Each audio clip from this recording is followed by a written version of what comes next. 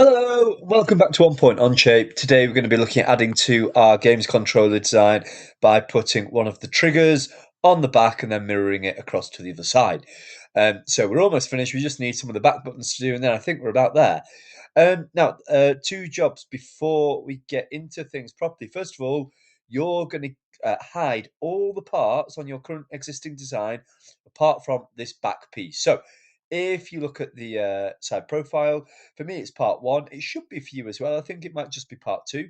Um, but that's the only bit I'm going to be working on today, and it's super important that I go down and just click the eye in this left-hand bottom panel on all the parts that is not that back section. So I'm just going to go 1, 2, 3, 4. So it's the main part, and then it's just all the buttons that we put in the last few videos.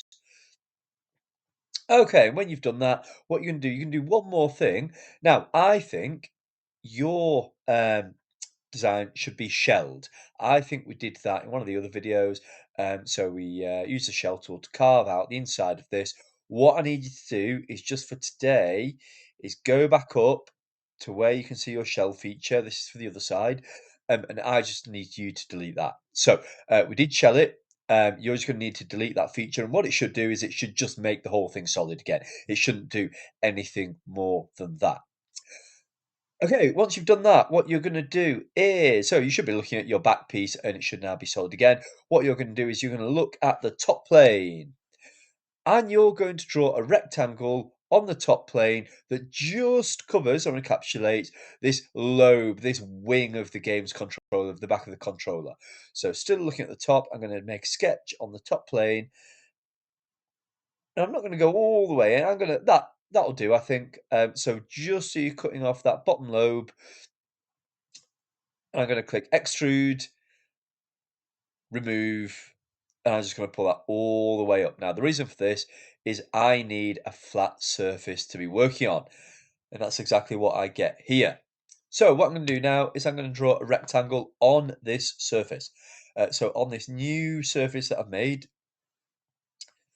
I'm going to click Sketch, Rectangle, and from the top, this top line here, it doesn't need to be on the top line, but I think that's a good place for me. I'm just going to draw a rectangle that's about those proportions, okay? And I'm going to drop it now. I'm going to want it to be 18 down, probably 7 across. Now, this is working on my scale with what looks good on my design. Yours might be slightly bigger or smaller. This is largely down to you. But if you want to follow along and use the exact values that I am, you're more than welcome to. And once I've got that rectangle there, I'm just going to extrude it by 15. Now, the important thing about this is I want to make a new part. So instead of add, it's going to want to automatically add this extrusion to the existing part. I want it to be a separate part, so I'm just going to click new there, and you should see it becomes a new part and changes color. When you've done that, click the tick. Okay, so this is going to be our trigger, but we are going to cut some bits out. So we're going to make it look even more like a trigger. I'm going to click on the side surface, so this rectangle here, press N, and that's going to orient me so I'm looking directly at the piece. I'm going to click Sketch, and I'm going to grab my 3-point arc tool. Now, this is a drop down, so you might not see the 3-point arc tool directly on your toolbar, but what you need to do is go to the rectangle, the circle, and next to the circle is usually the arc, depending on how you've got your button configuration set out. Just click the drop down, and it's 3-point arc, and I've never used a shortcut for this, but apparently it's A. Oh, there we go, lovely. What you're going to do first is you're going to click in the you're going to draw an arc between the top 2 corners of this rectangle we've done. And we're just going to pull that in a bit. So we've got this concave curve. And I'm not going to define it with a radius. I'm just going to eyeball that and see, yeah, that looks about right. I'm going to do exactly the same for the diagonal corners now. Oh.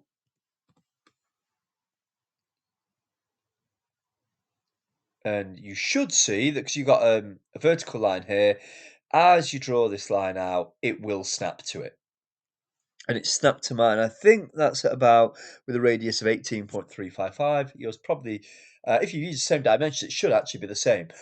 So you just want to snap that. And again, you can eyeball it. You can make a different shape if you want, but I'm just going to snap it there. So I've got something that looks like that. And now I'm going to grab my line tool. And what I want to do, I want to encapsulate this bit above my line and this bit to the left, to the right or below my line. So what I need to do with my line tool, I just need to go around and make a closed shape that covers this section here. And I'm just going to extrude remove that.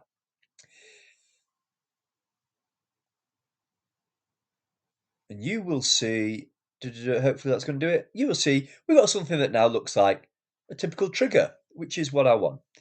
Now we're going to go ahead and add the fillets. So I'm going to add probably a 4 or 5 mil fillet to here to really round off that corner. Maybe a bit less. We'll try 3. I think 3 looks good. And then I'm going to put a 3 mil fillet on, not on the bottom line, so I'm not clicking the full face, but just on this edge. And it should carry that all the way around. There we go. Whoop. And I'm going to do it on the other side as well. You can do it as separate functions, or you can do it all, because it's the same radius I'm filleting it by. I'm doing all this in the same transaction, the same action. And then I'm going to press my tick. Now, I'm not going to mirror it yet. I'm going to do something a bit fancier when we've finished on this side, and we're going to mirror everything across at once. But there is what we have, the start of our trigger. In the next video, we're going to be looking at the hood or the cover for this trigger. It's very rare that the casing actually just exposes the full trigger. I'm going to show you how you can make something that covers most of it, leaving just a little bit exposed. And once we get that and we put some fillets on, then we can really see it start the back of this starting to look like a real games controller. But that's all we're going to do today. I'm going to leave it there, and hopefully the next video should be up in the next few days. Okay, thanks for watching, guys. If you like the video, just drop a like.